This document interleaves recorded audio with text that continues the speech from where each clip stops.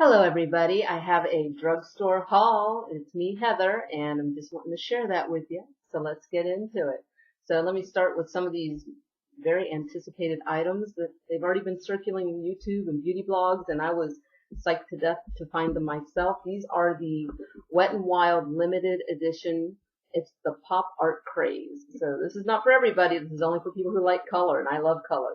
So this one, they're all eyeshadow trios. I got all 6 of them. They're $2.99 at most places. Depends on where you are. Some might be more, some might be less. This one is Your 15 Minutes Aren't Up. This is the one I'm wearing today. This one is a regular at the factory. And the majority of these are pretty much matte. And I'm a huge fan of matte eyeshadows, so I had to have these. Alright, a regular at the factory. Hard being the it girl. 3 is a party. This one is my favorite combo of colors. I love the stark contrast, and this is so mod. So just, black, white, red. Super awesome. I cannot wait to wear this one. I have not tried it yet. I'm Seeing Triplets. And this one is to Muse and Carouse. To Muse and Carouse. So, quick note on these. The pigmentation is quite good.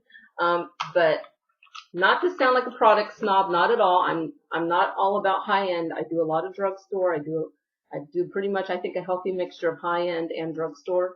The pigmentation on these are good, but I had to work with them much differently than I normally do with other brands of eyeshadow, higher end brands of eyeshadow, such as Lorac or Urban Decay, for example, that are very pigmented, and it's very easy to get that pigmentation onto your lid.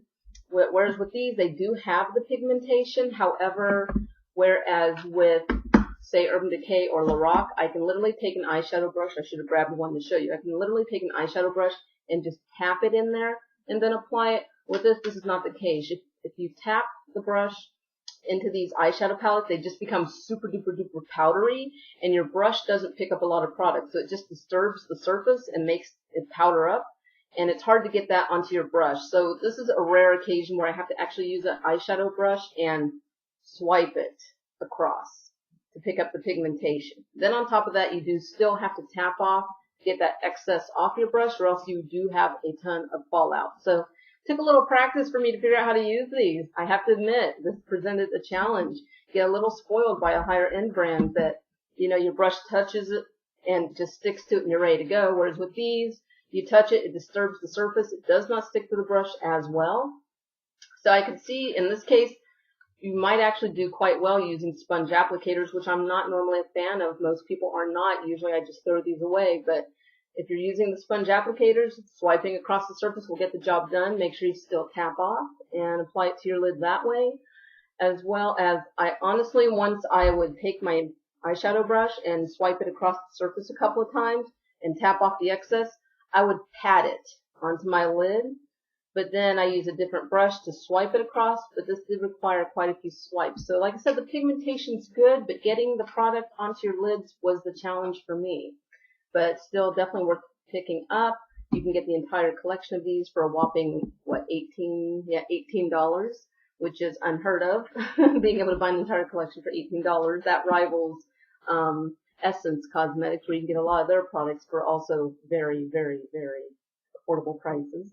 So definitely worth checking out. I also found the nail polish. I shouldn't say I'm not a fan of Wet n Wild nail polish, but I haven't worn it in so long, and I don't remember it being very good nail polish. I remember it being nail polish that chips very quickly, and I've just not really been into trying Wet n Wild nail polishes, although they constantly have new stuff out. But with the Pop Art Craze collection, they came out with a bunch of shades. So let me go ahead and show those to you, and then I'll talk more about them. So we got this one. This is Listening to Blue Reed, which I actually have on right here. Okay. Then we got Stand the Test of Lime, which I've got right here.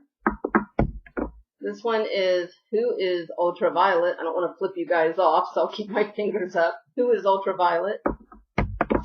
This one is Teal Slowly and See. Teal Slowly and See. There we go. And this one is The Clock Strikes Orange. And originally I did wear all of these, and then I used the last shade that's available, a blank canvas. It's white. Originally I wore all these shades, and I put a blank canvas on my tips as a French manicure, but, you know, within a few days, I messed it up, and it didn't look as pretty anymore, so I went ahead and just did it over again, just keeping them all one color, just foregoing this one, but these all are pretty awesome. This one applies opaque in like 2 coats. This one is almost a jelly texture. It's almost a see-through. It's like on here, I don't know how well that reads. It's almost a see-through green when you apply it. So depending on how opaque you want it, you'll need at least 2 coats to make it just, you know, not so opaque, or even more. Ultraviolet was the same thing. You need kind of like 2 or 3 coats to make it super opaque, but still, I love that these have such an amazing shine to them. I did go ahead and use a base coat as well as a top coat from a different brand. But even before applying the top coat, these were ultra shiny when they dried, so very nice. So Teal Slowly and See. Am I the only one who does not think this is a teal? Is this a teal color? I mean, it's very pretty. I like it. I think it's gorgeous, but to me, this looks like light blue. This one is a bit streaky when I applied it, but I was able to get it opaque in 2 coats, but it is a little bit streaky.